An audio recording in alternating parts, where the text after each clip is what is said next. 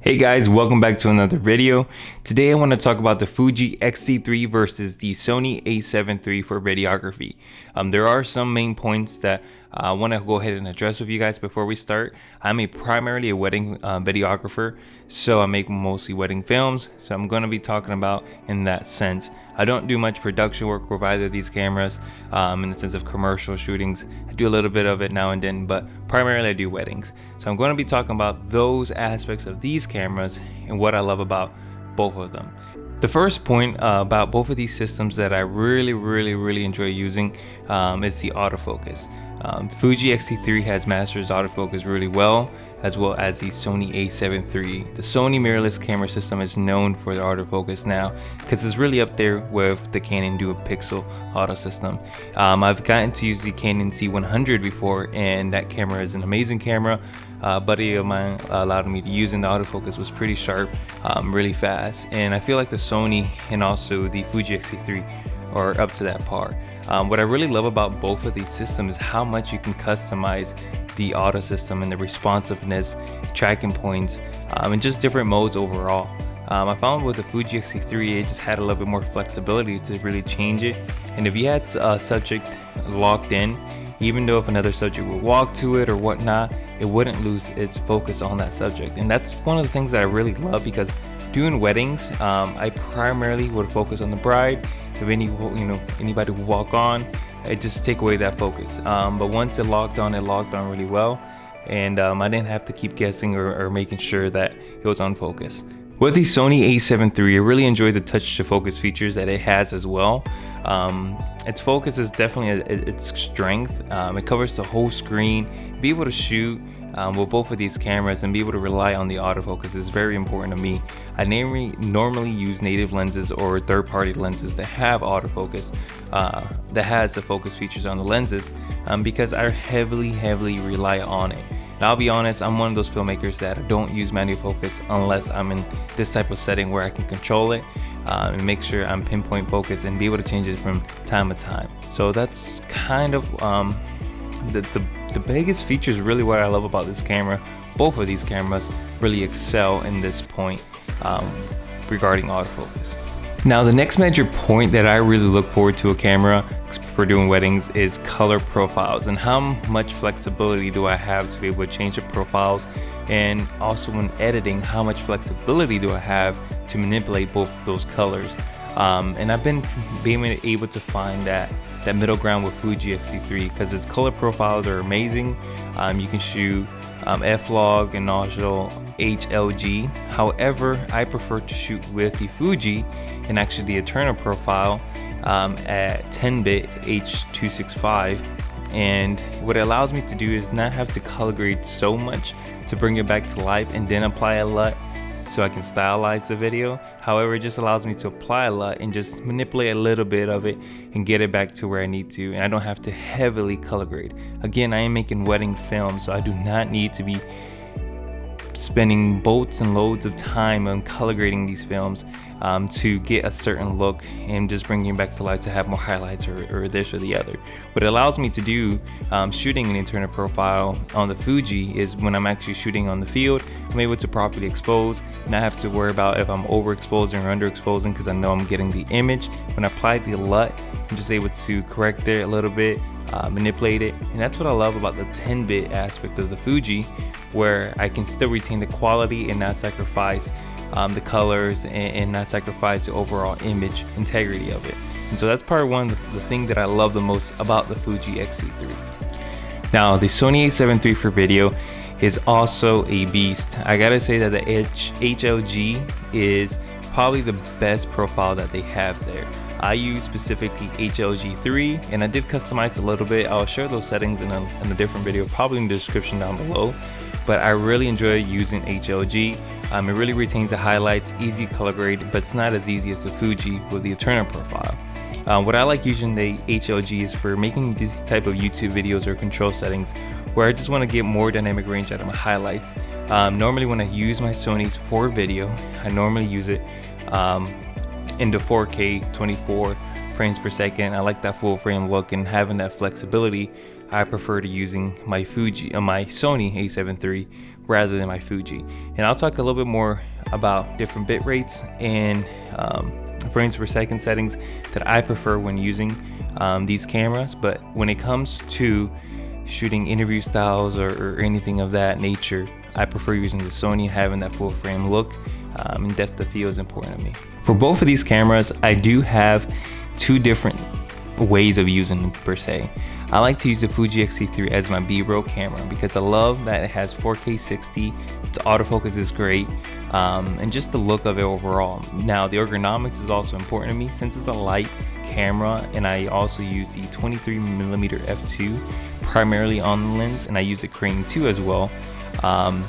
It's the feature that I love the most. It's so light to use, be able to trust the autofocus, be able to move in tight spaces, and be able to hold a camera for 8 hours or 10 hours depending how you're using it, means a lot to me. I was using the Sony A7 III with the 24 Sigma f1.4. I'm using this lens right now, but it's a big monstrous lens. It's probably as big as this microphone, and it's very heavy. It has a solid construction, all metal framing. And so for me, it was very important to be able to have something light that retains my quality or improves it. In this case, it improves my quality with 4K 60 10-bit. And having a good and sharp lens and autofocus I can rely on is the most important part for me. I use this camera, as I said, primarily as my B-roll camera, and that is why I love using the Fuji. I'm just able to use it for hours and not feel fatigued afterwards. I mean, I work out, I'm a pretty big guy, but still then I'm still fatigued. I'm using A7 III with the 24 1.4 from Sigma. Now, the Sony A7 III, I use this camera primarily for these type of purposes, you know, interview setups where, or also in dark lighting situations. Unfortunately, the Fuji Xt3 is not up to par with Sony's low light performance, and so that's why I still have my Sony A7 IIIs. I have two actually, and that's the primary reasons why I keep my Sonys. Being able to have in low light settings allows me to be able to get image in great quality. I can bump up my ISOs and not have to worry about the footage going bad or whatnot. So overall, I normally throughout the day of a wedding film, I start out with my Fuji Xt3 and I usually end the night with my Sony A7 III. I also have more lens options, so that's another reason why I'm keeping my Sonys. They're expensive lenses, so. But overall, those are the two main uses of how I use these cameras. I love using the Fuji, I love using the Sony A7 III, but they both have their purpose in my arsenal, in the things that I do. Now, I have to give my first con to the Fuji Xt3 when it comes to battery performance. It is awful. I usually have 2 or 3 batteries with me for a day of shooting. Shooting 4K 60 10-bit obviously takes a beating for the camera, and it being a APS-C camera, it's gonna take a beating. And so I always have to have a lot of batteries with me.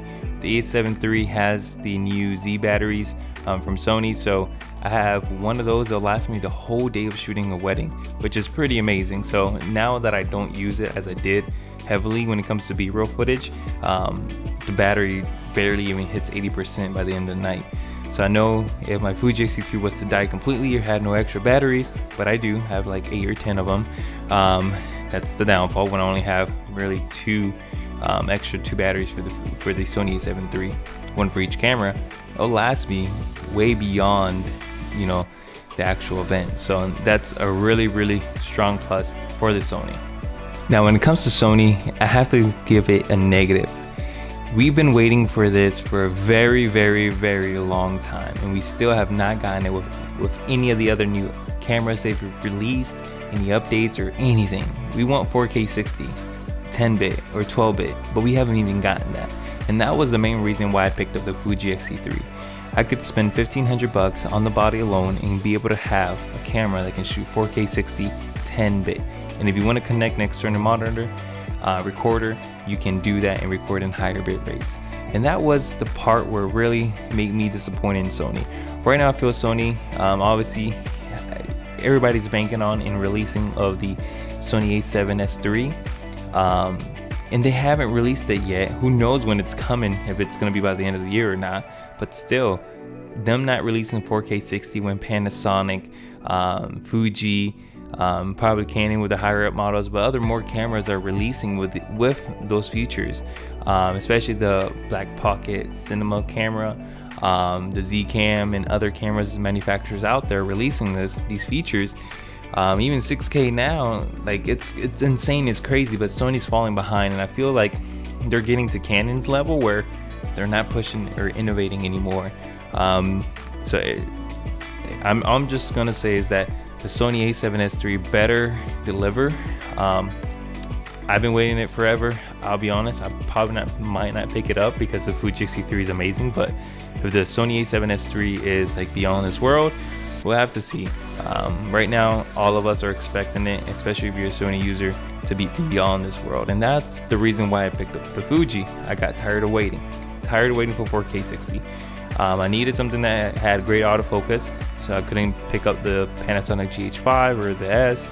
Now they released their S1 and S1R, I believe, and so at the end of the day, that was my option that was within my budget, made sense for me, and that's why I picked it up for my video use in filming these wedding videos. So that is the biggest downfall for Sony, is that people are looking for 4K 60.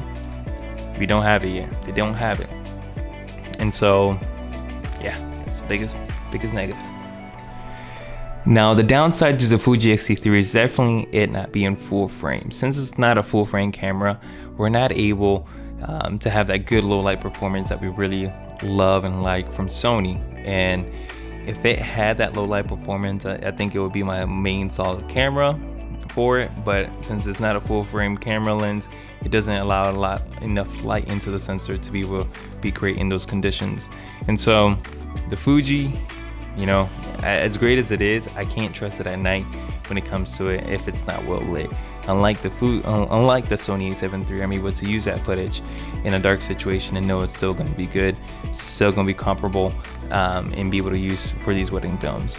Now, another topic I really wanted to get into is also the editing side of using both of these cameras. Now, when you're shooting 10-bit at 4K 60, it takes a heavy load on your computer and also on your storage. Since it's a larger files and depending what bit rate you're recording in, it does take a hit. And so, and that side, the Fuji Xt3, it's not great if you're concerned about storage and performance on your laptop, and also, you know, your process and making your workflow faster. It can slow it down. Before, I never created proxy files when shooting with my Sony A7 III because my laptop handled it. I went through and smooth through Premiere, and normally I shoot at 120 frames per second. And so when I started using the Fuji, I had to start creating proxy files just so that my laptop wouldn't slow down and be able to go through it really fast. That added an extra step into my workflow where, you know, usually when I have all the footage, I leave it at night and let it create proxy files, and usually normally have around 200.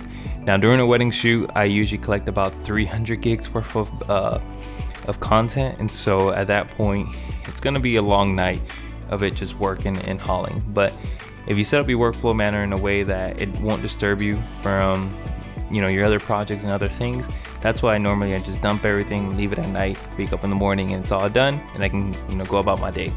That was an extra step. So that's something that's important to you guys, you know, as a thing to consider between both of these cameras for video, especially if you're going to start shooting 10-bit. Now, overall for both of these cameras, I feel that image quality is both amazing. They're both amazing. You can't go wrong with either one of them. Obviously, a lot of sharpness and other factors depend on the lens that you're using, but the image quality that the sensor puts out in both of these cameras are outstanding. I love the Fuji's Xt3 when it comes to its 4K 60. I love Sony as well when shooting 120 frames per second, and also just using it in a 4K well-lit environment just like I am right now. And so you can't go wrong with both either cameras. It just depends on your workflow and your style. Both of them have a lot of strength and weaknesses. Oh, not a lot of weaknesses, but, you know, just things that will make me annoy you, like their menu system, which one you would prefer, autofocus settings, what things you like to have that you don't see in the other camera, or the ergonomics of the camera. It's important to you and you shoot handheld, or accessories. Are they more expensive in this brand or the other brand?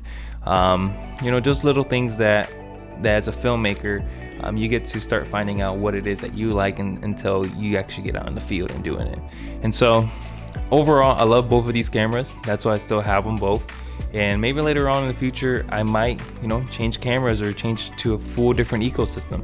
But as of now, I like having tools that allow me to be better as a videographer and allows me to be more productive in my workflow as well, but also be able to put out amazing content and quality for my clients and for you guys here on YouTube. So hopefully you guys found this video very helpful for you. And if you are on the verge of purchasing either one of these cameras, they're both great.